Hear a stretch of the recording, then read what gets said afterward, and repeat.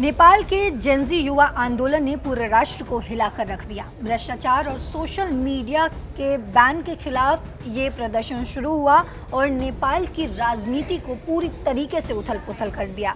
KP Sharma Oli जो वहाँ के प्रधानमंत्री थे, उनको अपने पद से इस्तीफा देना पड़ा। उसके बाद कई मंत्रियों ने इस्तीफा दिया, इंक्लूडिंग वहाँ के होम मिनिस्टर। तमाम लोगों ने वहाँ इस्तीफा दिया। संसद को आग के हवाले कर दिया। प्रदर्शनकारियों ने वहाँ के प्रधानमंत्री के घर को आग के हवाले कर दिया।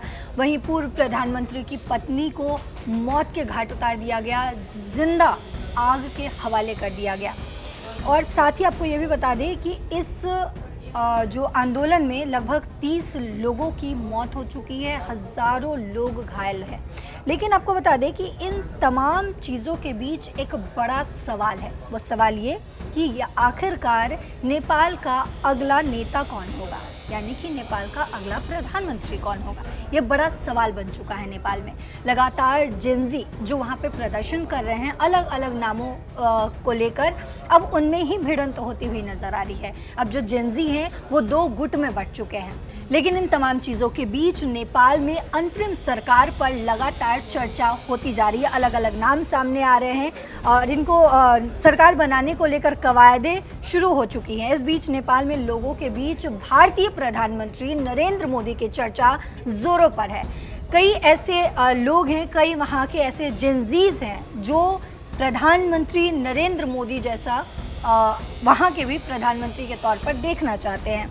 वहाँ प्रधानमंत्री नरेंद्र मोदी के चेहरे पर मांग उठनी शुरू हो गई। दरअसल समाचार एजेंसी आईएनएस ने गुरुवार को कई युवा नेपाली नागरिकों से बातचीत की। इस बातचीत के दौरान ही ये बात समझ में आई, जब वहाँ की भविष्य को लेकर वहाँ की लोगों से, वहाँ के जेनजी से बात की गई तो तब उन्होंने बताया कि राजनीतिक भविष्य के लिए अपनी आशाओं, चिंताओं और दृष्टिकोण को उन्होंने साझा किया और बताया कि उन्हें कैसा प्रधानमंत्री चाहिए।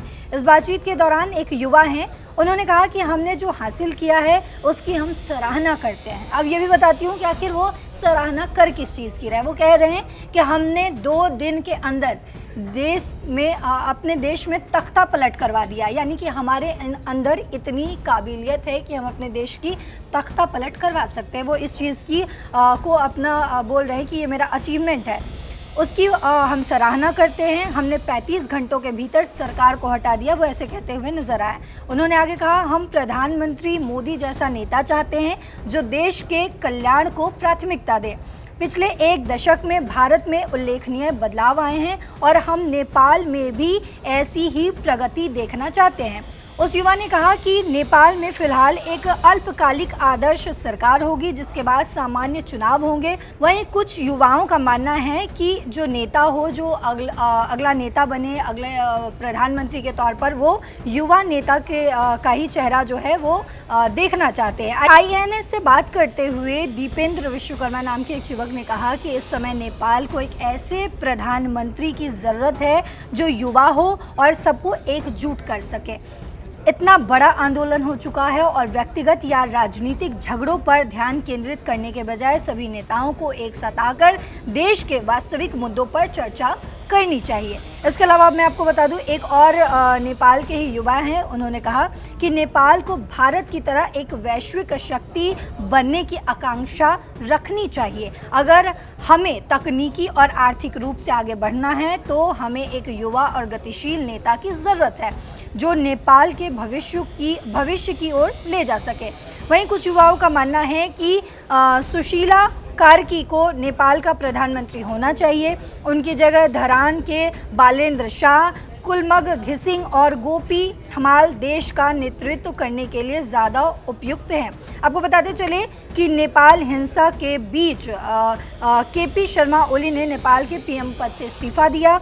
ओली ने देश में असामान्य स्थिति और संवैधानिक समाधान की आवश्यकता का हवाला देते हुए राष्ट्रपति रामचंद्र पौडेल को अपना इस्तीफा सौंप दिया। लेकिन इस बीच जो मैंने आपको बड़ी बात बताई वो ये है कि अब नेपाल में जो है भारत की चर्चा होने लगी और सिर्फ भारत की चर्चा इन दोनों देशों के बीच रिश्ते की वजह से नहीं हो रही है, बल्कि प्रधानमंत्री नरेंद्र मोदी के चेहरे को लेकर बातचीत हो रही है कि अगर नेपाल भी एक डेवलप्ड देश बनना चाहता है या डेवलपिंग देश बनना चाहता है, तो उसको एक अच्छे चेहरे की ज़रूरत है जो नेपाल को तरक्की की ओर ले जा सके।